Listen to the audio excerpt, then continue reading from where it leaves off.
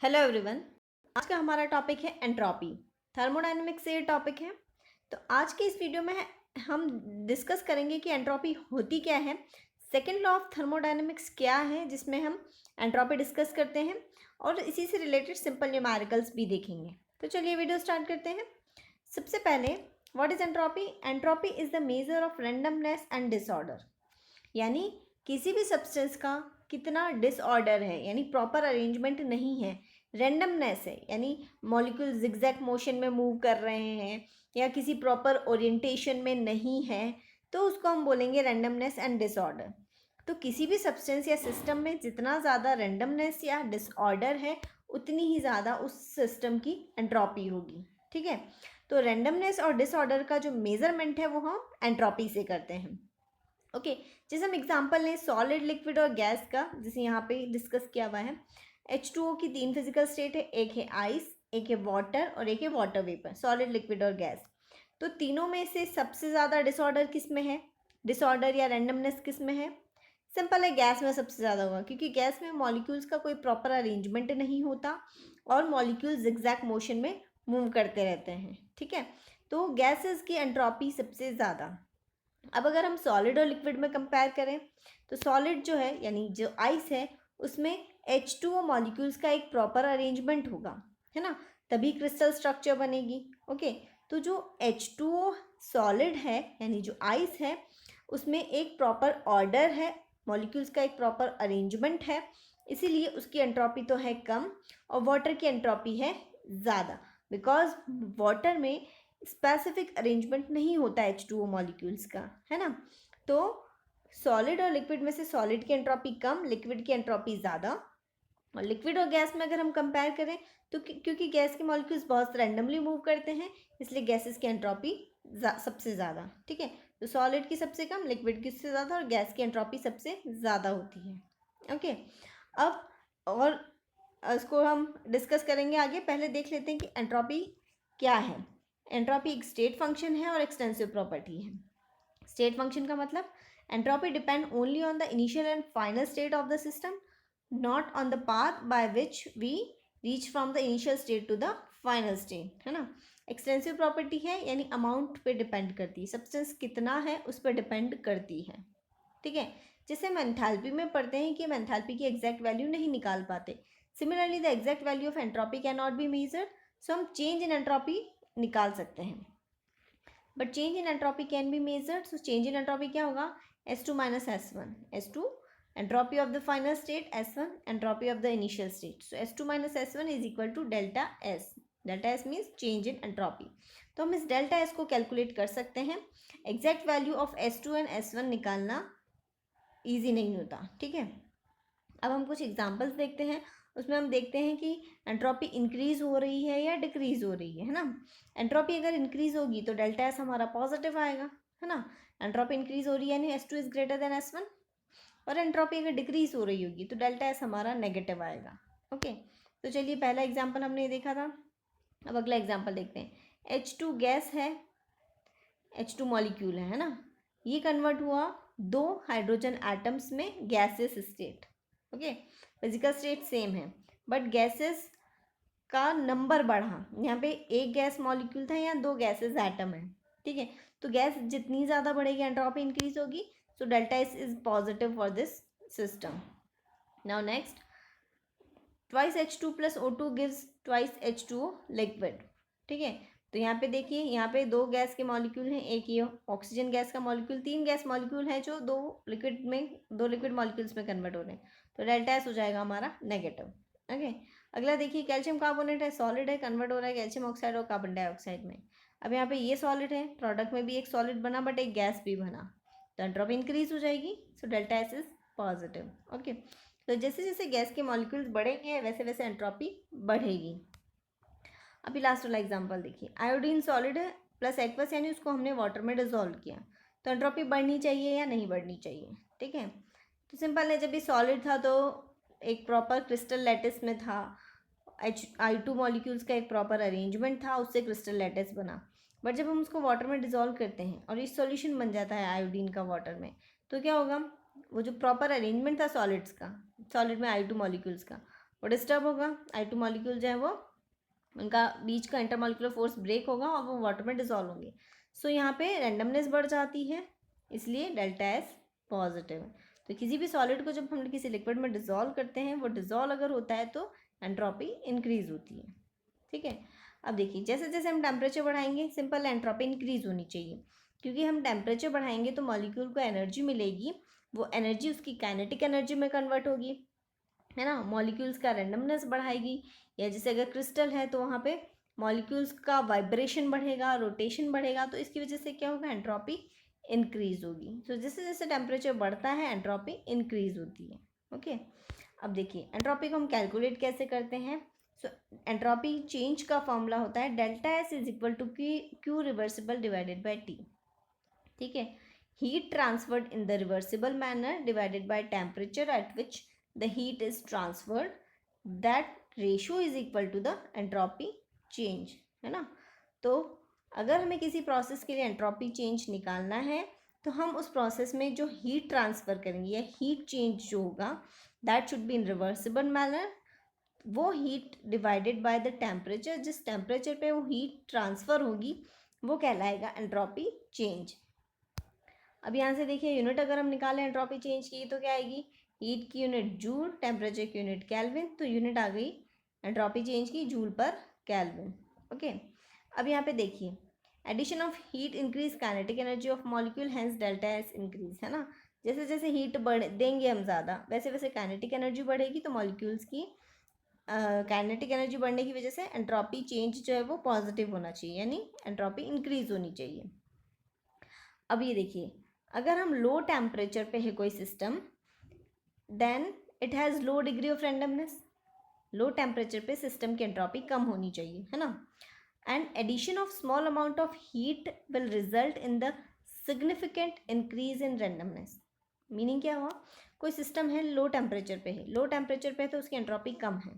अब अगर हम उसको हीट दें तो क्या होगा, उसकी एंट्रोपी बढ़ेगी and it will increase up to a significant extent, एक सिग्निफिकेंट अमाउंट से इंक्रीज होगी एंट्रोपी।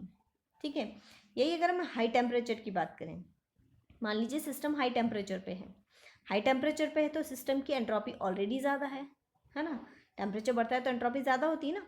तो हाई टेम्परेचर पे अगर सिस्टम है तो सिस्टम की एंट्रोपी ऑलरेडी ज़्यादा है ना। अब अगर हम उसमें हीट दें सिस्टम को तो क्या होगा, it will increase only small amount of disorder, तो एंट्रोपी बहुत एक स्मॉल अमाउंट से इंक्रीज होगी। ठीक है, तो इसीलिए जो टेम्परेचर है हमारा वो डिवाइड में आया है। क्लियर, लो टेम्परेचर पे अगर हम हीट देते हैं तो एंट्रोपी ज़्यादा इंक्रीज होती है, हाई टेम्परेचर पे जब हम हीट देते हैं तो एंट्रोपी कम इंक्रीज होती है। Okay, so we can say कि जो हीट एक्सचेंज है वो लो टेम्परेचर पे होगा, वो ज़्यादा इफ़ेक्टिव है। ओके, इसको अब हम सिंपल एग्जांपल से देख सकते हैं। मान लीजिए आप किसी रेलवे स्टेशन पे हैं, उस रेलवे स्टेशन पे आप छींकते हैं, ठीक है, और आप एक लाइब्रेरी में हैं और लाइब्रेरी में आप छींकते हैं, ठीक है, तो रेलवे स्टेशन पहले ही इतना ज़्यादा नॉइजी है कि आपके छींकने से नॉइज़ पे कोई फ़र्क नहीं पड़ेगा, मतलब इनसिग्निफिकेंट है ये। ठीक है, बट अगर आप लाइब्रेरी में छींकते हैं, इट्स अ क्वाइट प्लेस, बहुत आवाज़ नहीं होती लाइब्रेरी में। ठीक है, तो उस केस में आपकी छींक जो है वो ऑडिबल होगी, ज़्यादा सिग्निफिकेंट होगी, ज़्यादा नॉइज़ क्रिएट करेगी, है ना। तो इसलिए यही फंडा यहाँ पे है कि जब हम लो टेम्परेचर पे हीट देते हैं तो ज़्यादा एंट्रोपी इंक्रीज होती है, हाई टेम्परेचर पे हीट देंगे तो एंट्रोपी कम इंक्रीज होगी। ठीक है, now next, entropy and spontaneity. Spontaneity का मतलब क्या होता है, स्पॉन्टेनियस मतलब अपने आप, कोई भी प्रोसेस या कोई भी चेंज अगर अपने आप होता है यानी वो स्पॉन्टेनियस है। ठीक है, तो कोई भी प्रोसेस स्पॉन्टेनियस क्यों होता है, स्पॉन्टेनियस प्रोसेस का एग्जांपल जैसे हम देखते हैं कि कुछ रिएक्शंस होती हैं जिसमें आप सिर्फ रिएक्टेंट को मिक्स कीजिए और प्रोडक्ट बन जाता है ना। जैसे आप NaOH और HCl का सॉल्यूशन लें, दोनों को मिक्स किए, NaCl और वाटर बन जाएगा, है ना। सो ये अपने आप हो रहा है, आपको किसी एक्सटर्नल एनर्जी देने की ज़रूरत नहीं पड़ रही, कोई एक्सटर्नल फोर्स अप्लाई करने की ज़रूरत नहीं पड़ रही है किसी प्रोसेस में, तो वो स्पॉन्टेनियस प्रोसेस है। ठीक है, तो स्पॉन्टेनियस प्रोसेस जो होते हैं उसमें ऐसा क्या फैक्टर है कि वो प्रोसेस अपने आप होता है, उसका ड्राइविंग फोर्स क्या है, मतलब उसमें ऐसा क्या चेंज हो रहा है प्रोसेस में कि वो प्रोसेस जो है वो अपने आप हो रहा है। ठीक है, हर प्रोसेस तो अपने आप नहीं होता। स्पॉन्टेनियस प्रोसेस के जो जनरल एग्जांपल हम पढ़ते हैं, like flow of water, water always flow from higher altitude to the lower altitude, ऊपर से नीचे की तरफ अपने आप फ्लो करता है, नीचे से ऊपर तो अपने आप फ्लो नहीं करता है ना। तो ऐसा क्या होता है किसी प्रोसेस में कि वो अपने आप होता है, यानी स्पॉन्टेनियस होता है। तो सेकेंड लॉ ऑफ थर्मोडायनेमिक्स कहता है कि अगर टोटल एंट्रोपी है जो सिस्टम और सराउंडिंग की, टोटल एंट्रोपी का मतलब है entropy of system plus entropy of surrounding, ये दोनों का चेंज अगर पॉजिटिव है तो प्रोसेस स्पॉन्टेनियस है, अपने आप होगा, है ना। So delta S of system plus delta S of surrounding is greater than zero, greater than zero यानी पॉजिटिव, है ना। तो सिस्टम का एंट्रोपी चेंज प्लस सराउंडिंग का एंट्रोपी चेंज अगर पॉजिटिव है तो वो प्रोसेस स्पॉन्टेनियस होगा। ओके, सिस्टम प्लस सराउंडिंग मिलके यूनिवर्स बनाता है ना। तो हम इसको ऐसे भी बोल सकते हैं, delta S of universe should be positive for spontaneous process. और देखिए सिस्टम प्लस सराउंडिंग का जो एंट्रोपी चेंज है, दोनों को ऐड करें तो टोटल एंट्रोपी चेंज आ जाएगा, है ना। इसको हम ऐसे भी बोल सकते हैं, delta S total should be positive for spontaneous process. ठीक है, तो स्पॉन्टेनिटी के लिए अलग अलग क्राइटेरिया आए थे। स्टार्टिंग में एंथैल्पी चेंज को डिस्कस को माना गया था, तो ये पता लगा enthalpy change is not the criteria for spontaneity, फिर एंट्रोपी आया। ठीक है, अब ये सिस्टम की एंट्रोपी और सराउंडिंग एंट्रोपी हम कैसे कैलकुलेट करेंगे, अभी हमने पिछले वाली स्लाइड में देखा था कि एंट्रोपी चेंज का फॉर्मूला होता है Q reversible divided by T. ठीक है, अब इसको एग्जांपल से देखते हैं। ये रिएक्शन है ना, twice H2 plus O2 gives twice H2O liquid, है ना। अब इस रिएक्शन के लिए ये रिएक्शन स्पॉन्टेनियस है। ओके, मैं आपको बता रही हूँ कि ये स्पॉन्टेनियस है, कैसे है वो तो अभी हमें कैलकुलेशन से पता लग जाएगा आगे।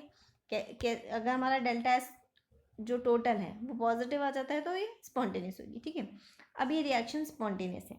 अब इसके डेटा देखते हैं हम तो पता लगेगा।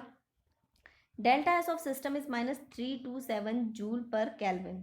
ठीक है, अब देखिए यहाँ पे सिस्टम की एंट्रोपी तो है एंड सिस्टम का एंट्रोपी चेंज है negative. Okay, delta H is -527 kilo joule, delta H negative है यानी रिएक्शन एक्सोथर्मिक है। ठीक है, अब ये प्रोसेस स्पॉन्टेनियस कब होगा, जब ये जो सराउंडिंग का एंट्रोपी चेंज है ना, it should be greater than the entropy change of system, magnitude की बात कर रहे हैं, है ना। तो ये माइनस का ये प्लस का है, तो हमारा ओवरऑल प्लस में आ जाएगा। अब हमें डेल्टा एस ऑफ सराउंडिंग निकालना है, वो कैसे निकालेंगे, तो अभी हमने फॉर्मूला पढ़ा क्या था, Q reversible divided by T, है ना। अब यहाँ पे देखिए, यहाँ पे क्यू क्या है, हीट चेंज, है ना। हीट चेंज, तो अब यहाँ पे हीट चेंज जो है वो एंथैल्पी चेंज के बराबर है ना। अगर कोई भी प्रोसेस कांस्टेंट टेम्परेचर पे होता है तो जो कांस्टेंट प्रेशर पे होता है तो जो हीट चेंज है वो एंथैल्पी चेंज के बराबर होता है, तो हमें एंथैल्पी चेंज दे रखा है। अब हम सराउंडिंग का एंट्रोपी चेंज निकालेंगे, है ना। Surrounding entropy change Q reversible divided by T है, क्यू यहाँ पे हमारा डेल्टा एच है। अब एक चीज़ यहाँ पे पहले देख लीजिए कि जो भी हीट यहाँ रिलीज होगी, डेल्टा एच जो है वो एक्सोथर्मिक प्रोसेस है यानी हीट रिलीज होगी, सिस्टम हीट रिलीज करेगा। ओके, वो जो सिस्टम ने हीट रिलीज की उसको सराउंडिंग एब्जॉर्ब करेगा, है ना। तो जो सिस्टम हीट रिलीज करता है इसलिए उसके लिए डेल्टा एच नेगेटिव है ना। सिस्टम ने हीट रिलीज की, एक्सोथर्मिक प्रोसेस है इसलिए डेल्टा एच नेगेटिव है, बट सराउंडिंग ने तो हीट एब्जॉर्ब की, है ना। सराउंडिंग अगर हीट एब्जॉर्ब करेगा तो उसके लिए तो डेल्टा एच का साइन सिस्टम का जो डेल्टा एच है उससे रिवर्स हो जाना चाहिए, है ना। तो डेल्टा एच ऑफ सराउंडिंग हम कैसे निकालेंगे, minus delta H of system divided by T. Clear, ये माइनस साइन क्यों आया, बिकॉज सिस्टम का जो एंथैल्पी चेंज होगा उससे रिवर्स साइन का एंथैल्पी चेंज होगा सराउंडिंग के लिए, है ना। जैसे अभी हमने देखा कि सिस्टम ने हीट रिलीज की और सराउंडिंग ने उसको एब्जॉर्ब की, तो सिस्टम के लिए तो हम नेगेटिव देंगे क्योंकि उसने एंथैल्पी जो है वो हीट जो है वो रिलीज की, तो डेल्टा एच को नेगेटिव साइन मिला, बट सराउंडिंग ने तो एब्जॉर्ब की ना, तो उसका डेल्टा एच क्या होना चाहिए, पॉजिटिव। इसलिए हम क्या करते हैं, सिस्टम का जो एंथैल्पी चेंज है उसके आगे माइनस साइन लगाएंगे सराउंडिंग का एंट्रोपी चेंज कैलकुलेट करने के लिए। ठीक है, so delta H of surrounding is equal to minus delta H of system divided by T. इसको हम ऐसे लिख सकते हैं, delta H of surrounding divided by T, है ना। और डेल्टा एच ऑफ सराउंडिंग क्या है, minus delta H of system, है ना। ठीक है, अब चलिए वैल्यू पुट करी हमने यहाँ पे, -527 किलो जूल था। अब यहाँ पे देखिए 527,000 डिवाइड किलो जूल था, इसलिए जूल में कन्वर्ट किया, divided by temperature that is 298। तो हमारे पास में यहाँ पे एंट्रोपी चेंज आ गया सराउंडिंग का 1919 जूल पर केल्विन। ओके, अब सिस्टम और सराउंडिंग का एंट्रोपी चेंज ऐड कीजिए। सिस्टम का था -327, सराउंडिंग का आया 1919, ऐड किया तो प्लस का आया 1592। ठीक है, अब आपका टोटल सराउंडिंग चेंज जो है वो पॉजिटिव आया, इसलिए reaction spontaneous. Clear. So overall ये होता है कि अगर टोटल एंट्रोपी चेंज पॉजिटिव आता है तो process spontaneous, total entropy change अगर नेगेटिव आता है तो process non spontaneous, total entropy change अगर जीरो आता है तो प्रोसेस इक्विलिब्रियम है, इक्विलिब्रियम स्टेट में है। ठीक है, तो ये हमने सिर्फ आज एंट्रोपी डिस्कस किया है। नेक्स्ट टॉपिक में हम गिब्स फ्री एनर्जी चेंज और उसका relationship with entropy change and enthalpy change क्या होता है वो डिस्कस करेंगे। क्यों गिब्स फ्री एनर्जी चेंज को हम स्पॉन्टेनिटी का क्राइटेरिया मानते हैं, एंट्रोपी चेंज है but it is easy to calculate the Gibbs free energy change, इसलिए हम गिब्स फ्री एनर्जी चेंज को स्पॉन्टेनिटी का क्राइटेरिया मानते हैं। उसको हम नेक्स्ट वीडियो में डिस्कस करेंगे। आपको वीडियो अच्छा लगा तो लाइक कीजिए, शेयर कीजिए और मेरे चैनल को सब्सक्राइब कीजिए। Thanks for watching.